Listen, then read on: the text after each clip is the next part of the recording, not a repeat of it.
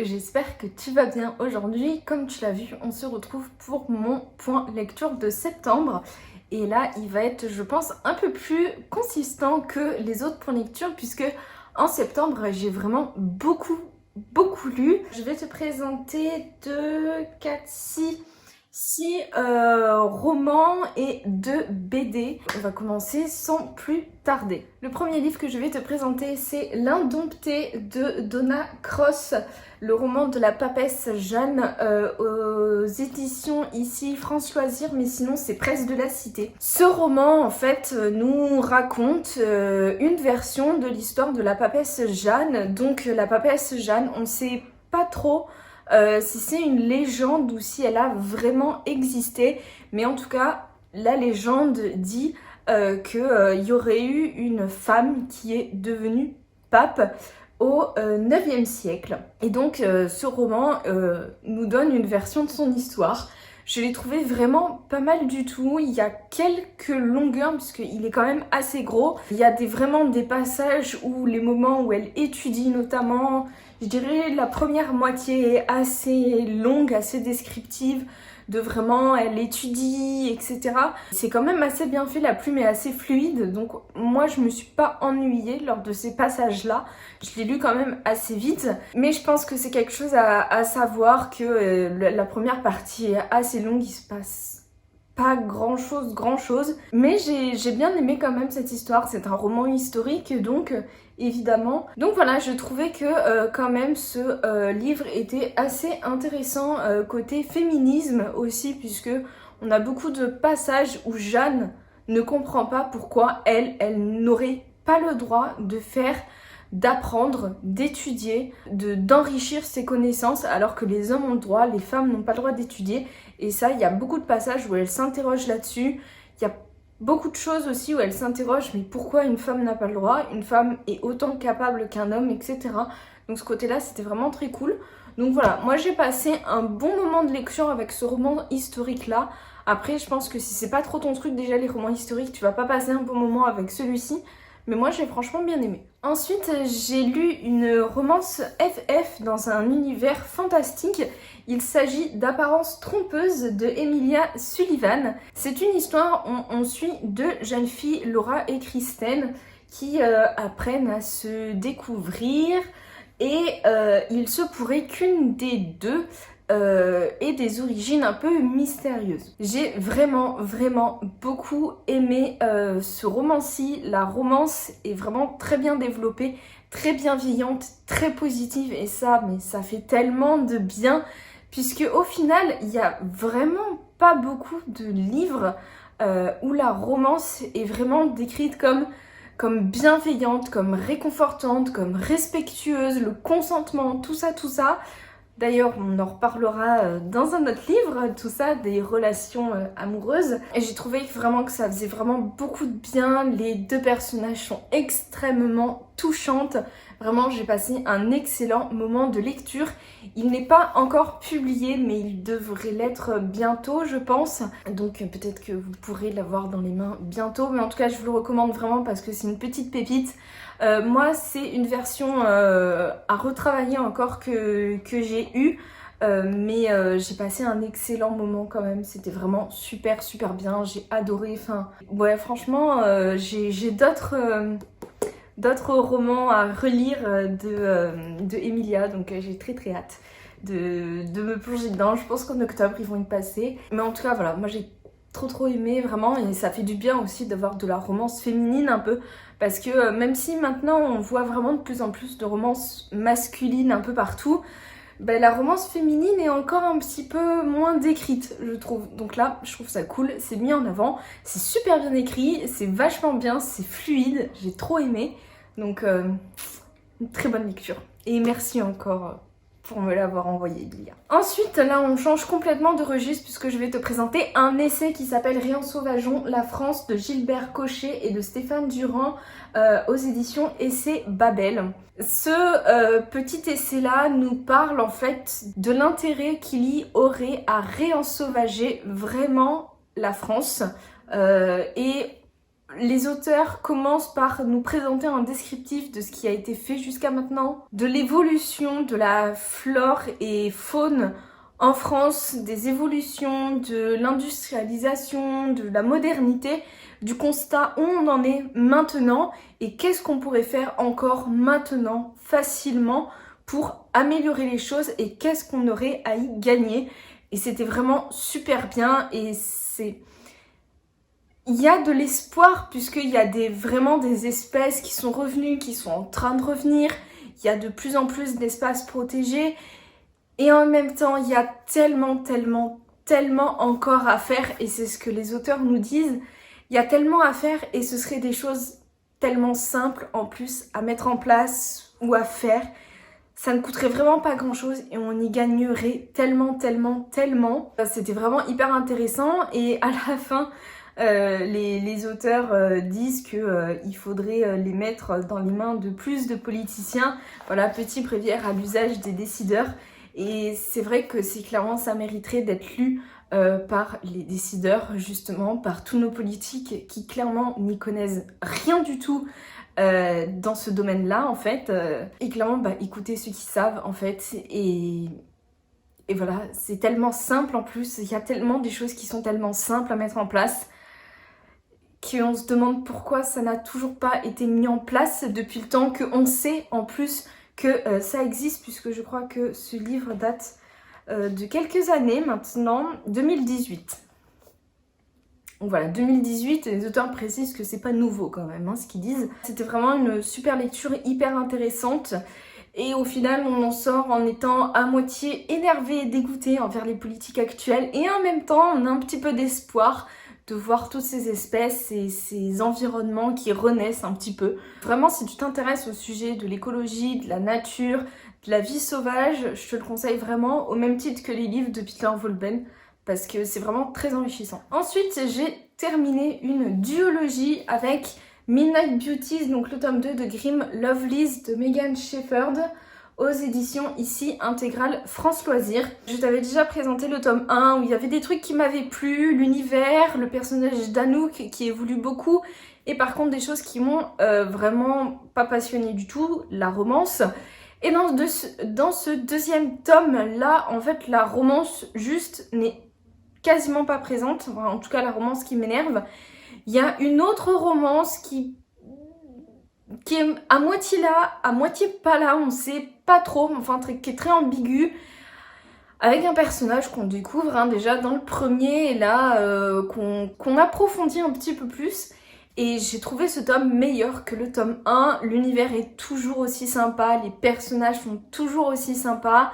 Et il n'y avait pas voilà, cette romance un peu raplaplaque, j'ai pas aimé. Enfin on la retrouve à la fin mais vraiment juste à la toute fin donc ça passe. Mais en tout cas ouais j'ai passé vraiment un bon moment de lecture, c'était vraiment très cool. La fin se termine vraiment en apothéose en fait, clairement.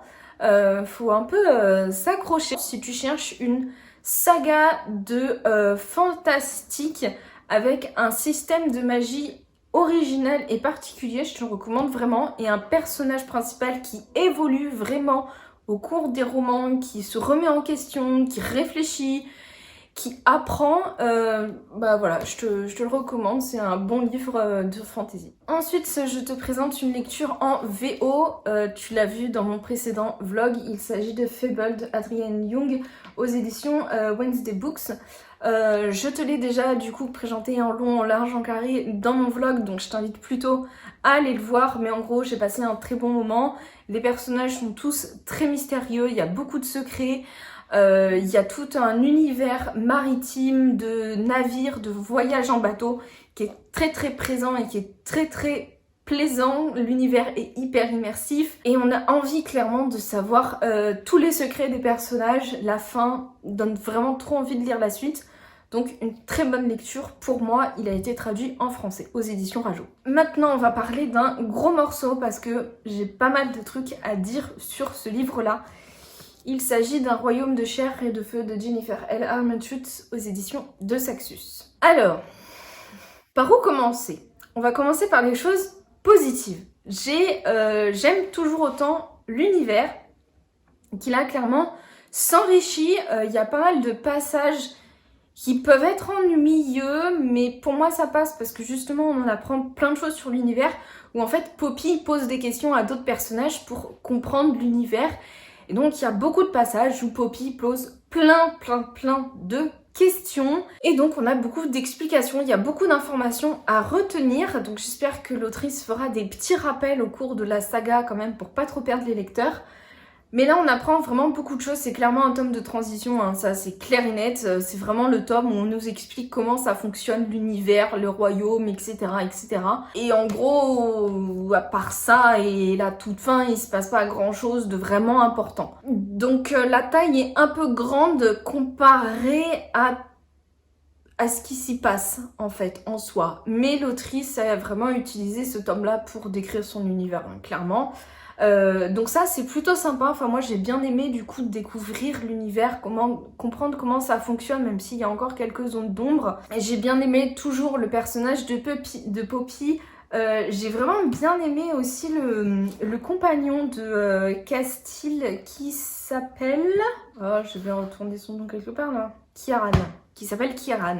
Kieran, je trouve que c'est un personnage que j'ai envie de découvrir, il a l'air très sympa. La fin donne clairement envie de lire la suite. Voilà, la fin c'est vraiment je craque, boum, il se passe un truc de ouf et on a une révélation de ouf et on a envie de lire la suite. Par contre, il y a des choses qui m'ont clairement dérangée dans ce livre-là. Déjà, la relation entre Poppy et Castile.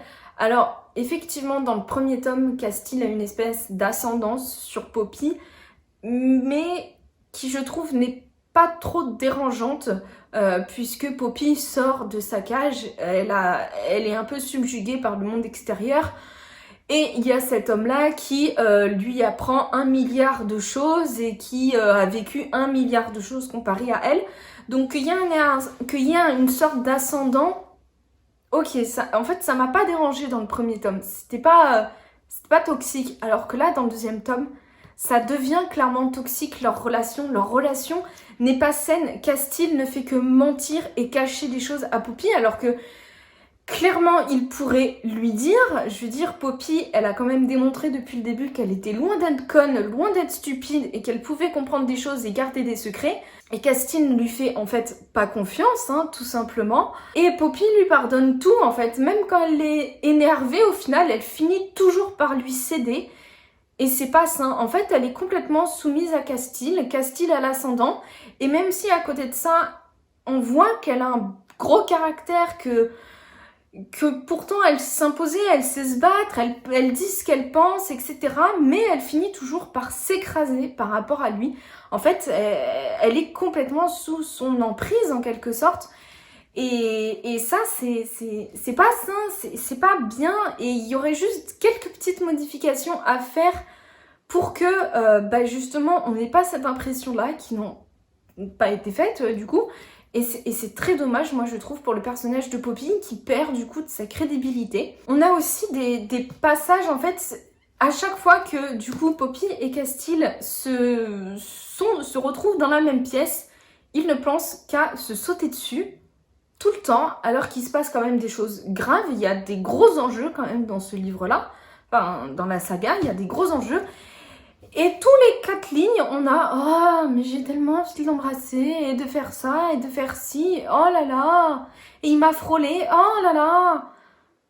Mais non, en fait, je veux dire, non, il y a des enjeux, il se passe des trucs graves, tu penses à ça, tu penses pas à ton mec, que t'en sois consciente, ok, mais enfin, ça devenait vraiment pénible à des moments, que ça tourne toujours autour du sexe entre eux deux, en fait. À chaque fois qu'ils se regardent un peu de loin, c'est le sexe, de suite. Donc, au bout d'un moment, c'est fatigant, quoi. Et ensuite, on a 2 scènes sexuelles, du coup, qui sont pour moi très problématiques. On a une où Castile perd un peu le contrôle de ses émotions, de ses sens, en bref, de qui il est, quoi. Et il agresse, c'est clairement une agression, Poppy. Et Poppy, elle ne fait rien, elle se laisse faire. Et après, l'autrice essaie de nous dire « Non, mais c'est Poppy qui l'a laissé faire, Poppy, elle était consentante, Poppy... Non, c'était une agression. » Et Poppy n'a rien fait. Poppy n'a pas réagi, elle s'est laissée faire parce qu'elle est soumise à Castile.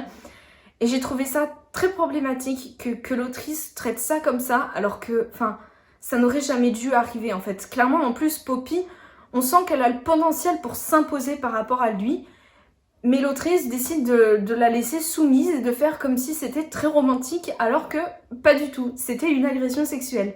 Point. Voire un viol, suivant comment on interprète, à quel point on définit l'acte sexuel. Mais voilà, et j'ai trouvé ça extrêmement problématique. Ça m'a choquée, alors que, enfin, normalement, je suis pas trop sensible à ce genre de truc. Mais là, ça m'a choquée. Il y a une autre scène aussi dans un carrosse, alors qu'il y a des gens, c'est une bataille, il y a des gens qui meurent autour d'eux, et eux, ils s'envoient en l'air. Enfin, je veux dire, c'est quoi la logique, alors qu'ils pourraient aller aider des gens? Juste à part nous mettre du cul pour du cul, à quoi sert cette scène? Je n'ai pas compris, je l'ai trouvée extrêmement déplacée et pas digne des personnages non plus. Donc vraiment, il y a des trucs qui sont pas sains dans ce livre et qui m'ont dérangée et qui font que je me demande vraiment si je vais continuer cette saga-là. Parce que autant l'histoire en elle-même, Poppy en elle-même, je les aime beaucoup. J'aimerais vraiment savoir la suite de l'histoire. Mais si c'est ça, entre Poppy et Castile, pendant tous les je sais pas combien de tomes qu'il va avoir, ça va vraiment, vraiment me gonfler en fait. Et ça va plus me dégoûter de la saga qu'autre chose en fait, si on a toujours ce rapport entre les personnages là, parce que c'est pas du tout sain, c'est extrêmement malsain et l'autrice ne met absolument pas ça en questionnement. Donc voilà, puis le consentement aussi est moyen à plusieurs passages. J'entendais beaucoup dire que cette autrice était problématique. Quand j'ai lu le premier tome, j'étais là, oui, ou pas spécialement. Mais au deuxième tome, ouais, c'est très moyen ce qu'elle fait, je trouve. Donc, en tout cas, sur ces sujets-là. Donc, voilà, je suis un peu en mode, ouais, j'ai bien aimé l'histoire, j'aime bien les personnages, vraiment, ça a beaucoup de potentiel, ça peut être vraiment super cool. Mais en même temps, les scènes d'agression sexuelle romantisées à mort et tout, du coup, je sais pas trop si je continue la saga ou pas. Je suis en réflexion et je t'en reparlerai. Repartons sur du positif avec deux superbes BD. La première, c'est le tome 2 du grimoire Delphi, le dit des cigales aux éditions Dracou, écrit et dessiné par Arleston Alouette et Midi Ludwin. Je t'ai déjà présenté le premier tome il n'y a pas très longtemps, il me semble, dans mon point lecture de août, en te disant que c'était vraiment super bien. Et ben, c'est toujours aussi super bien. J'ai vraiment trop aimé, c'était tout doux, tout réconfortant. Hyper agréable, voilà, c'était toujours aussi beau à lire, les images sont clairement toujours aussi magnifiques quoi, enfin c'est toujours aussi bien dessiné, les couleurs et tout, les relations entre les personnages, ça fait toujours autant de bien, vraiment. J'ai très hâte que le tome 3 sorte, qui se passera en plus en Alsace à la période de Noël, donc trop hâte de lire, celui-là je le lirai en décembre, c'est sûr. C'est vraiment une super saga de BD, je te la recommande à 100%. Et ensuite, la dernière BD et le dernier livre que je vais te présenter dans cette update, c'est le tome 2 de Phobos en BD, qui est La règle du jeu de Victor Dixon et dessiné par Eduardo Francisco, toujours aux éditions Glénat. C'est le tome 2 en BD, mais ça correspond à la deuxième moitié du tome 1. Donc, avec les deux premières BD qu'on a là de Phobos, on a l'équivalent du tome 1. J'ai adoré replonger dans cette BD qui est absolument magnifique en fait. Les graphismes sont juste superbes. Et l'histoire c'est Phobos, c'est vraiment super bien. J'avais oublié à quel point, je me souvenais comment ça finissait, mais j'avais oublié à quel point la fin elle était hyper badass et hyper trop cool. Du coup, j'ai hâte que la suite sorte. Pour moi, c'est vraiment trop bien d'avoir cet univers-là en version BD, d'avoir tout le visuel qui va avec, qui est en plus très cohérent avec ce que j'imaginais moi. Donc ça, c'est trop cool. Donc voilà pour mon update lecture du mois de septembre. J'espère que j'aurais pas trop parlé. Je pense que j'aurais plus parlé sur certains livres que sur d'autres. Enfin bon, bref. J'espère que cette vidéo t'aura plu. N'hésite pas à dire dans les commentaires si tu as lu les mêmes livres et si tu as des avis différents ou si tu partages mes avis, ou à partager aussi les lectures que tu as faites en ce mois de septembre si tu as fait de très belles découvertes. Je te souhaite de très bonnes lectures. On se retrouve dans une prochaine vidéo très bientôt.